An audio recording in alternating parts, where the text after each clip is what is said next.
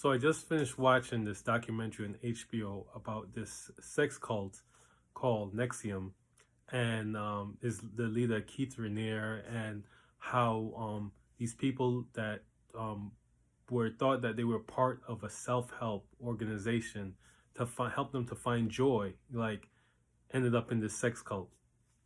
And it was very interesting when I saw on TikTok, I saw that this actress Allison Mack was was a big part of the sex cult, and she went to jail for 3 years. Just I guess just recently they sentenced her, and that's kind of what pulled me in, because I'm all about joy, right? I'm all about peace. I'm all about joy, and I wanted to know how could somebody, the leader of this group, Keith Raniere, uh, claim to have the keys to joy, and how did that get skewed into sex cult?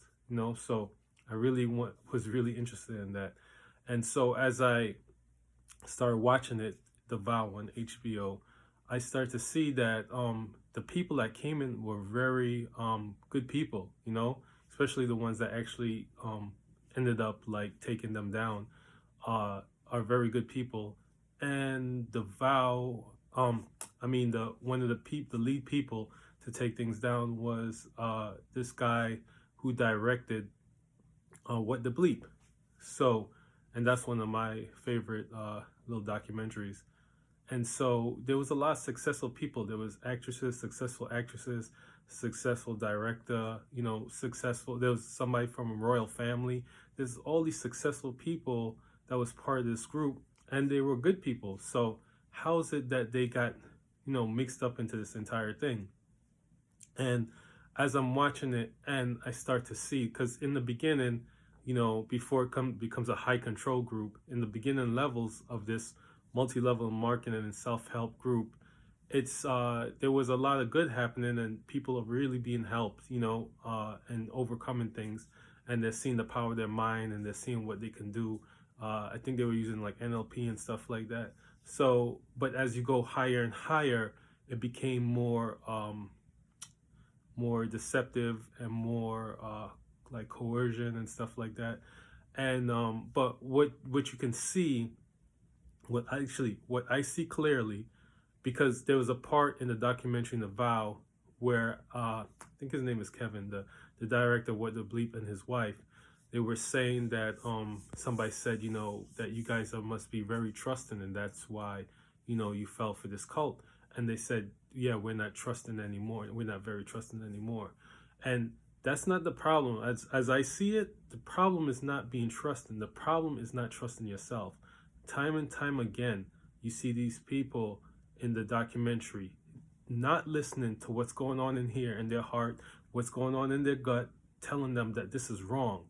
Run away from this man. Like, if you're having feelings of running away from somebody, that's a pretty strong signal that there's something really wrong. But they would let him convince them that there was something wrong with them. Oh, you feel like running away from me because you want to run away from your problems, They always was trying to twist it back onto them, as there was a problem with them. And so this guy had a system of teaching people not to trust themselves.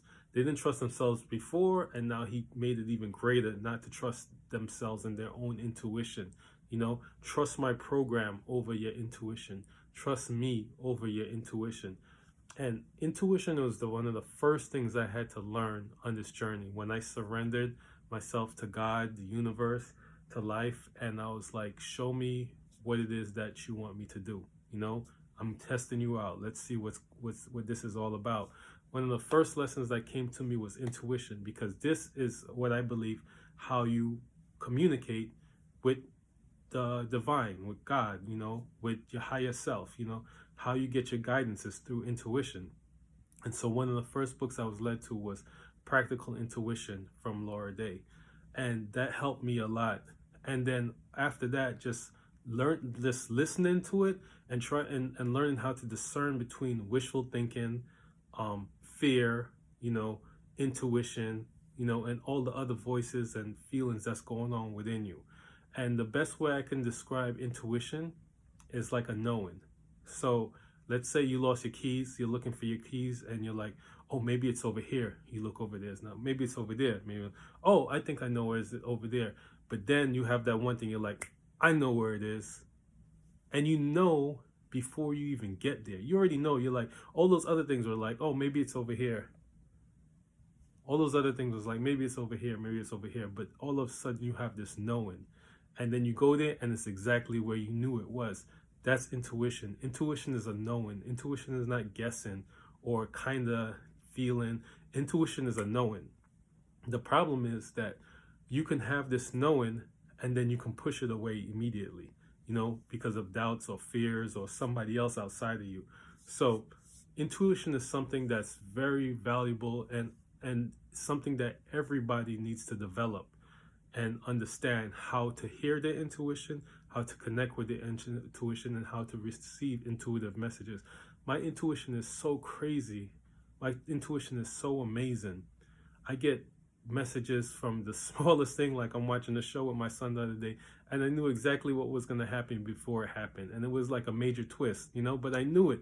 I just knew it. I wasn't trying to figure it out. It just all of a sudden came to me. I was like, oh my God. And then I told him, and he's like, Dad, how'd you know that? You know, a lot of times I'm waiting for I drop my wife off to go into Target or the grocery store to run and get something, and I'll pull into a parking spot, and then I'll get a knowing it's time, she's coming, and I'll pull out, and she'll, you know, be walking right out when I get to the front.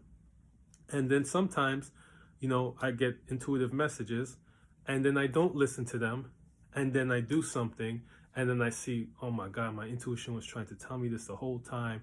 Look what I did to myself. And I've learned to trust my intuition, because there's no worse feeling than knowing something and then doing it anyway, and then realizing that you knew that this was going to happen. You shouldn't have did this, or you should have did this. You know, it's like betraying yourself, right? And this is what these people were doing in this thing. They were betraying themselves all the time. There was no shortage of messages within themselves that things that they were doing was wrong, that something was wrong with this guy, that something was wrong with this organization, but they never listened to themselves. They let things outside of them convince them that they were wrong and that was right. And in the end, the people that actually brought this organization down, they had to listen to themselves and leave. And that's why they ended up leaving. And so the problem is not with anything, with any cult or any organization or any person. The problem is not them, it's you listening to yourself, right? When we learn to listen to ourselves, we will be guided to the highest will of what life has for you. So that's my message for you in today's video, to take the time to learn how to listen to yourself. Learn what your voice sounds like. Learn what your intuition feels like. And for me, it's a knowing. I'm pretty sure for everybody, it's a knowing. But you need to investigate that for yourself. And then learn to trust your intuition. I'm going to give you just a couple tips before I go, like how to get to your intuition, how to receive your intuition. Intuition usually works in silence, right? I always say that I'm not big, like, I don't really believe in the devil anymore and things like that. I believe in fear. But I was like, if there really was a devil out there, the devil would keep you busy, and things would be loud around you, like keeping your mind occupied with a whole bunch of stuff, keeping you physically busy, keeping your mind loud, and things like that, keeping you in the future in your mind or in the past in your mind, because keeping you emotionally disturbed, because that's the hardest to hear intuition. Your intuition is going to be tough to get to recognize when you're always mentally distracted and physically distracted. You need to have quiet time. You need to have time to yourself. You need to have peaceful time. You need to have walks in nature, time sitting, being, learning how to relax and calm your mind and your body, and take time to be with yourself. Journaling, reflective journaling, things like that. All these type of things that bring you in the present moment, get you relaxed, and get you to start to focus internally will help you to build a relationship and have a knowing with your intuition. And once you start to connect with your intuition and you know what your intuition feels like and sounds like, everything in your life, if you listen to this intuition, will become a lot easier. The lesson that I hope that people take from this from the cult and from my video is that you are your own guru. And if there is anybody out there that's trying to teach you to rely on them other than to help you to learn to rely on yourself, I would run away from that person. Any person that is really here for your good and really wants to see you do well may teach you and may be your teacher, but they will teach you to be able to become your own master.